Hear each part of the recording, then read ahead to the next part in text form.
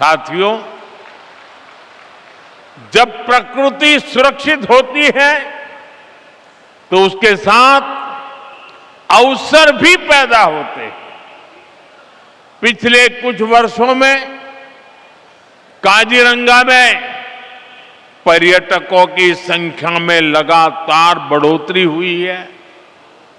Home stay, guide सेवाएं, परिवहन, हस्तशिल्प और छोटे व्यवसायों के माध्यम से स्थानीय युवाओं को आय के नए साधन मिले हैं। साथियों, आज मैं असम के आप लोगों की, यहां की सरकार की एक और बात के लिए खास तौर पर तारीफ करूंगा। एक समय था जब काजीरंगा में राइनो के शिकार की घटनाएं असम की सबसे बड़ी चिंता बन चुकी थी। 2013 और 14 में एक सींग वाले दर्जनों राइनो मारे गए। भाजपा सरकार ने तय किया था कि हम ये नहीं चलने देंगे। अब ऐसा नहीं चलेगा। हमने इसके बाद सुरक्षा व्यवस्था को नए सिरे से मजबूत किया। वन विभाग को आधुनिक संसाधन मिले, निगरानी तंत्र सशक्त हुआ, वन दुर्गा के रूप में महिलाओं की भागीदारी बढ़ाई गई। इसका सुखद परिणाम भी सामने आया। 2025 में राइनो के शिकार की एक भी घटना सामने नहीं आई है। और इसलिए आप सब और सरकार, हर कोई बधाई के पात्र है। ये भाजपा सरकार की राजनीतिक इच्छा शक्ति और असम के लोगों के प्रयास से संभव हुआ है। साथियों, लंबे समय तक एक सोच ये बनी रही कि प्रकृति और प्रगति एक दूसरे के विपरीत है।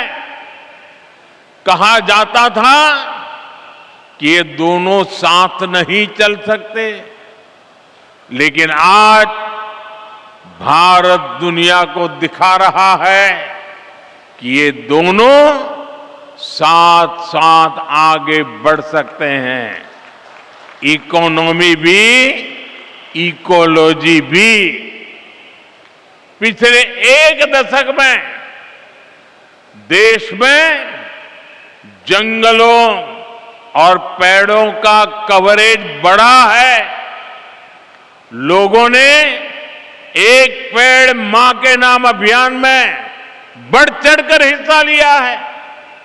इस अभियान के तहत अब तक 260 करोड़ से अधिक पेड़ लगाए जा चुके हैं। 2014 के बाद देश में टाइगर और एलिफेंट रिजर्व की संख्या बढ़ गई है। प्रोटेक्टेड एरिया और कम्युनिटी एरिया में भी बड़ा विस्तार हुआ। जो चीते भारत से लंबे समय पहले विलुप्त हो गए थे, उन्हें अब वापस लाया गया है। आज चीता लोगों के लिए एक नया आकर्षण बन गया है। हम वेटलैंड कंजर्वेशन पर भी लगातार काम कर रहे हैं। आज भारत एशिया का सबसे बड़ा रामसर नेटवर्क बन चुका है। रामसर साइट्स की संख्या में, उसके हिसाब से भारत दुनिया में तीसरे स्थान पर है। अब हमारा असम भी दुनिया को दिखा रहा है कि कैसे विकास के साथ साथ हम अपनी विरासत को भी संभाल सकते हैं, प्रकृति की भी रक्षा कर सकते हैं।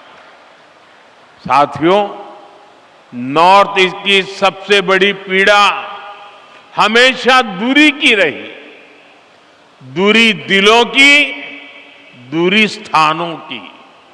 दशकों तक यहां के लोगों के महसूस होता रहा कि देश का विकास कहीं और हो रहा है और वे पीछे छूट रहे हैं।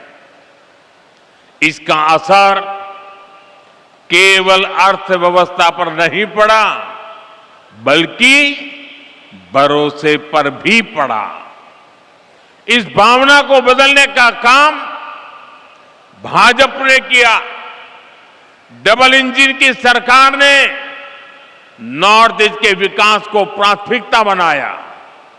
रोडवेज, रेलवेज, एयरवेज, वाटरवेज के माध्यम से असम को जोड़ने पर एक साथ काम शुरू हुआ। साथियों, जब हम रेल कनेक्टिविटी बढ़ाते हैं तो इसका फायदा सामाजिक और आर्थिक दोनों स्तरों पर होता है। इसलिए नॉर्थ ईस्ट के लिए कनेक्टिविटी का विस्तार बहुत महत्वपूर्ण है। लेकिन कांग्रेस ने कभी इसकी परवाह नहीं की। मैं आपको एक आंकड़ा देता हूं।